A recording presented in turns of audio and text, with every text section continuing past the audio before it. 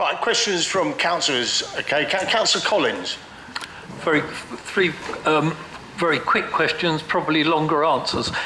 First of all, can you tell us roughly when Block D is going to be started? Second, can you actually explain where you've done the clearance opposite to Morrisons, precisely what you're going to put on there and when? And the third and most important one, have you now done all the sequential tests on ecology, on bird life, and particularly on water tables and flooding? Thank you. Let me try and deal with each of those quickly. In terms of Block D, that's actually, in terms of when that comes forward, that's really a question I need to transfer over to yourself, Councillor Curran. It's one of the blocks that goes over to the local authority. In terms of the second question, my apologies. Councillor, what was the second one? Yes, you've cleared the site opposite to Morrisons. Of course. Can you explain exactly what's going on there and when it's likely to begin?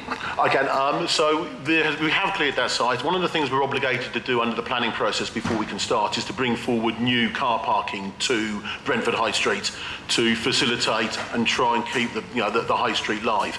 So that is where we're bringing forward the temporary car parking to allow that's Block G, yes. So that's on that far eastern end. Of course I can, absolutely. So that is this parcel of land here, Block G. So that has now been cleared, and there is a new temporary car park being built on that site that will allow, and that'll be available. That will obviously be a display car park, obviously, but that'll be there to allow to counter the small areas of parking that have been lost as the site is developed. The third question, in terms of the ecology, the flood testing and all that, there's all ongoing in terms of that process and that due process to allow that start in site in May. We've got the consultants employed and we're going through all that ecology and the obligations that sit within the planning and the 106. Councillor Curran on Block D first, and then we'll the rest of the count. Yeah, thanks, Chair. We obviously want to build up Block D as soon as we can, so we're looking at a procurement route to do that. We can either do it ourselves, we can get a third party in, we could ask Ballymore to do that. We haven't made a decision yet, but we're looking at that, and we will be making the decision on that in the next few weeks. Is that it, Mel? Good, yeah. Councillor Lambert. You actually didn't answer the when in Mel's question in the car park.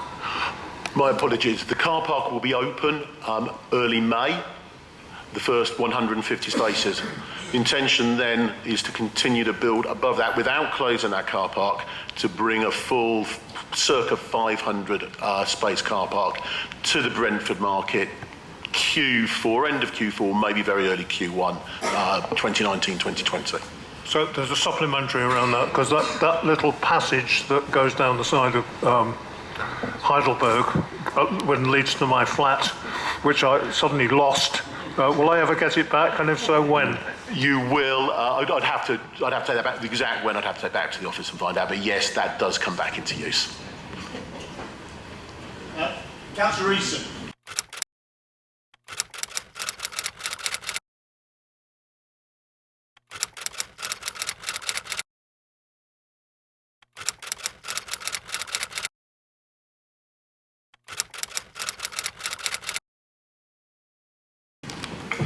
More questions on timing. What's the timing of the demolition along the, I suppose it's blocks B, C, D, and then timing of completion of your phase 1 and then phase 2? How much time are we going to have with just an open space along there? How's that going to work? Okay, in terms of the demolition along the High Street itself, and you're absolutely right, Councillor, it is blocks B, C and D. So that zone along there. Those will be demolished during the course of this year. There are various works we need to do first, not least some works to divert electricity to allow demolition of substations therein. The commencement of the basement, as I said, would hopefully be the very end of this year. Now, our basement, is needed there for the car parking. You know, basements take a while to form. That's going to be circa a year's worth of development. So that's obviously taken us to the end of 2020. That will then allow the superstructures to start rising up off the lid of the basement through the course of 21. So we would hope that within 18 months of that completion of basement, we would start seeing life and vigour coming back to the high street. It does depend slightly. We're in that sort of, so we're in a sort of, what does that mean in total? We're looking at 3 years, probably 3 to 4 years. In terms of phase 2, that's further into that's obviously slightly crystal ball gazing, but there is an obligation under the land agreements that has to be finished within 8 years of commencement of phase 1, and we're obligated to start phase 1 in May this year. Yeah, Councillor Chowdhury. Ecology environment. So what measures have you been taking to prevent any contamination across into the local area? Well, to date, obviously, the site, there's not a huge amount being done on the site. In terms of the ecology, we've been very mindful that prior to any demolition, we've gone in and done the relevant bat surveys, and it's the sort of thing we have to do, and of course we will continue to do throughout the whole of that process.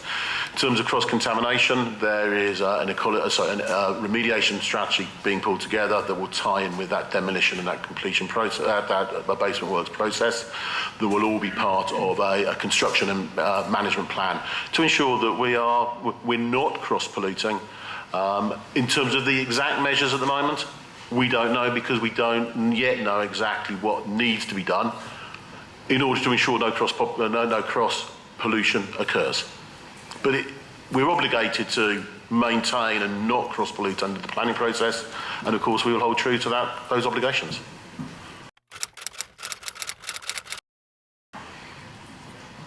Okay, from me. So you confirm that your exhibition space that will be kept up to date, refreshed, showing what's taking place. So if anybody turns up, you know, from month to month, they can find out what's going on, the different phases.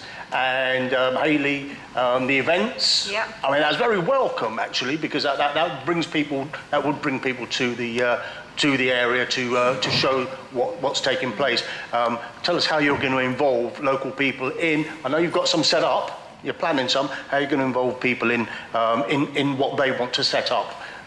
They might contribute. You know, will you be supporting community events? One place I'd like to see community events myself is not right in the town centre, but a Brentford recreation ground. We've got a good friends group there, and we've been doing some work there, and we saved it from development a couple of years back. So tell us how you're going to work with residents. We've just appointed our communications team now in Newgate. So what we've done is we're doing a lot of... We've just appointed our communications team in Newgate. So we're doing a lot of soundings and listening programmes now at the moment. And we'll identify all the different groups and contact them individually and put together a strategy that we're going to do throughout the summer. And then again, obviously, if anyone has anyone in particular that we need to contact, just email press@ballymoregroup.com and we'll be able to consider everything as part of our plan. Okay, we've got a community partnership unit at the council that they will share information with you, or put stuff out on your behalf. And there are other locations, not just in Isleworth, where you can, but also in Brentford, where you can set up events prior. The more events, the better for us. I mean, we want action, we want activity throughout the whole summer. Absolutely, thank you very much. Right, I saw the lady there with her hand up. I saw